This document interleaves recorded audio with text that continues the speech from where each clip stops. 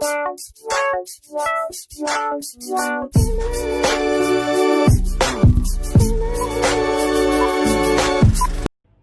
happened when I was 23. I am a small female, and this story has changed my life. It was almost midnight when I got off of work at my job as a chef. The town that my restaurant was in always bustled with activity. The bars and diners were always packed. I climbed into my dented-up Ford Taurus and turned the key. Immediately I cursed myself for not getting gas on my way to work. There was no way I was going to make it home on less than a quarter of a tank. Irritated, I pulled out of my spot and onto the parkway, driving towards a popular chain gas station. When I pulled up to fill my tank, there was an eerie silence that hung over the gas station. I was the only customer there, which felt strange. I popped open my tank and started pumping fuel, annoyed that it was taking so long. Another car pulled up and parked at the pump right next to mine. It was an odd choice, since there were at least 8 unoccupied others to choose from. Turning away from the car, I finished fueling and closed the door to my tank. There was a cheesy song blaring over the speakers, so I didn't realize that a man had walked up behind me. I turned around and was startled. I then took a few steps back. The man smiled. He wasn't much older than me. "Can I help you?" I asked. He was standing in front of my driver's side door, blocking me from climbing inside. At first, he just looked at me and said, "Pretty thing like you shouldn't have to pump gas by herself. You should get your man to do that for you." My blood ran cold. He knew that I was alone. My car windows weren't tinted, so it was obvious that no one was with me. "Out here so late all on your own?" he went on, dragging his finger over my door handle. I tried to not let him see that I was terrified, and kept his eye contact. "My husband is at home, and he's waiting for me to get back from work. It was nice to meet you. You have yourself a good night." I bluffed, taking a step closer to the man, indicating that I was ready to get back into my car. "Sure, honey." As soon as he took a step back, I lunged into my driver's seat, shutting the door and locking it behind me. The doors to the man's car opened, and 4 other men climbed out, and my entire body started to go into shock. I realized that they may try to kidnap me. The first man pounded on the hood of my car as his friends started trying all of my door handles. Fear came over me as I grabbed my phone to call the police. However, all I saw was a Connect Charger message flash on my screen as the phone shut down. "Oh no! Oh my God, no!" I screamed. "Just leave. Just whip out of here and lose them," I thought to myself. I turned my engine over, and that's when the men surrounded my car, trying to use their bodies to block me from driving away. "Bitch, get out of your car!" one of them screamed before punching my window. "We're not gonna hurt you." Like I would believe that. I took a deep breath and put my car in drive. I didn't want to have to run over someone with my car, but if I absolutely had to, I would. I inched forward, and the men tried to call my bluff by not moving. "Looks like this is gonna be a game of chicken," I said to myself.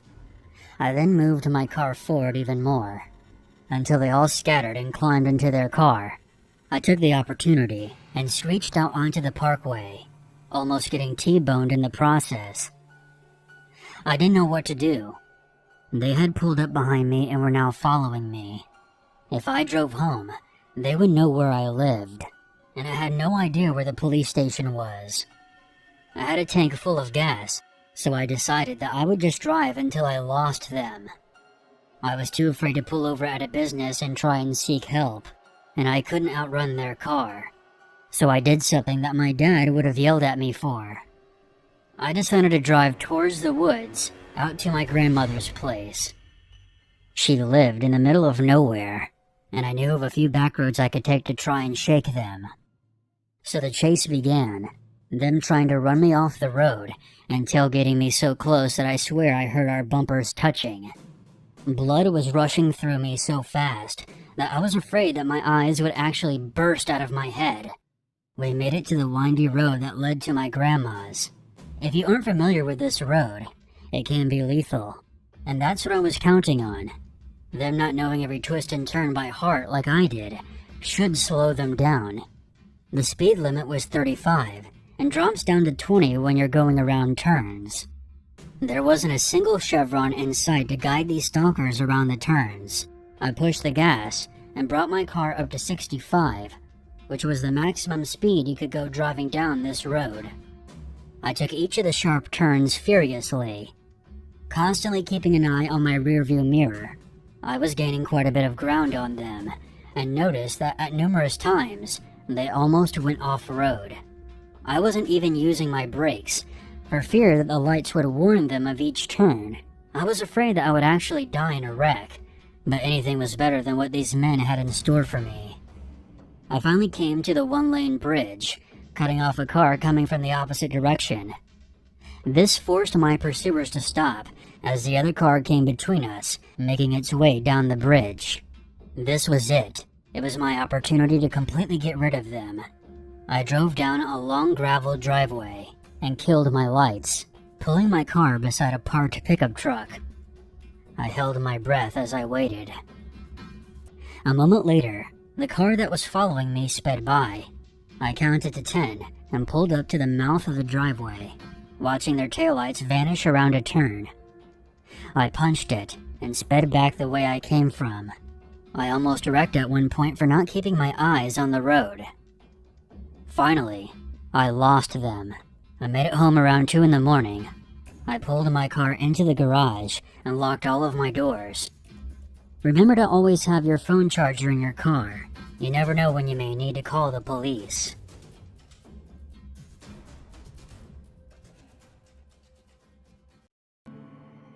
This happened to me back in the summer of 2018. Just thinking about it now still gives me chills to this day when I consider what could have happened to me that night. I'll start by giving a little backstory. I'm a 24-year-old male who lives in Minnesota. I was staying with a friend who lives in Chicago. We've been friends since sophomore year in college, so I was really looking forward to catching up with him since our departure after graduation. I was only visiting him for a week, and then I would be on my way home. During the evening, my friend, who we'll call Steven, and his mother went out to go get food, and I decided to stay behind for the simple fact that I just wanted to get settled in for the night. However, the house became extremely hot, so that's when I decided to get out of the house and go walk around the neighborhood. Now, something that you should know about me at this point is that I'm a frequent walker, especially at night. It really calms my nerves whenever I'm on edge, or when I just need to get away for a while. I'm a really antisocial guy in a way. After about 10 minutes of walking, I came across the neighborhood park, and just to kill some time, I decided to go explore it. This park was massive. There was a baseball field enclosed by a walking trail that went on for about a mile, and there was also a small basketball court. In the distance, I could also see a small playground area for children, along with a dimly lit bathroom that you would typically see at any community park. The creepiest part was the trees that surrounded the area. Even though it was a park, it kind of put you in the state of mind that you were standing in the middle of a forest preserve. I didn't have any fears about walking around this park at night, because Steven always assured me that his neighborhood was safe for the most part. "Nothing ever happens here," he would always say. But he was mistaken. I decided to keep walking, and I eventually came across a small park bench, so I decided to sit down and enjoy the night breeze for a little bit. I was at peace when I suddenly heard a rustling noise coming from the nearby trees. I quickly turned around, and there was nothing there. Might have been the wind, a bird, or maybe a squirrel, I thought. After about 5 minutes of relaxing, I pull out my phone to see a text from Steven. It read, "Hey, we just got back. Where are you?"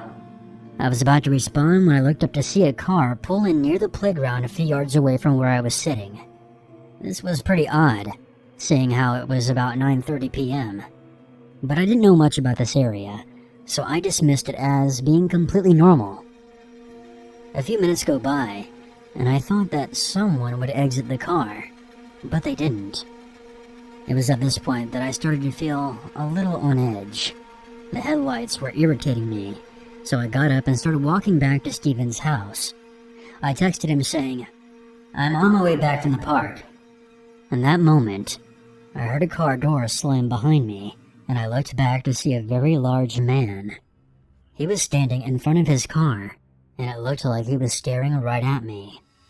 Now keep in mind, it was pretty dark at this point, so I can't really describe any of his facial features. I began walking again, picking up my pace and looking behind me every few seconds. The man was now following me, and I was growing paranoid. "I don't want to die tonight," I thought to myself. Suddenly I noticed out of the corner of my eye, two men emerged from the trees in the darkness. I was almost at the entrance of the playground when I heard, "Hey sexy, come here a minute. You want to have some fun tonight?" I was scared shitless at this point. Adrenaline started to kick in, and to this day, I still believe I did one of the stupidest things I've ever done. I turned around to face the men head on, and yelled, "Fuck off, I'm not in the mood for games tonight." At that moment, a large hand covered my mouth from behind, and it was suddenly harder to breathe. I tried to scream, but the gloved hands just held me tighter. I started to feel lightheaded, and everything turned blurry. I then blacked out.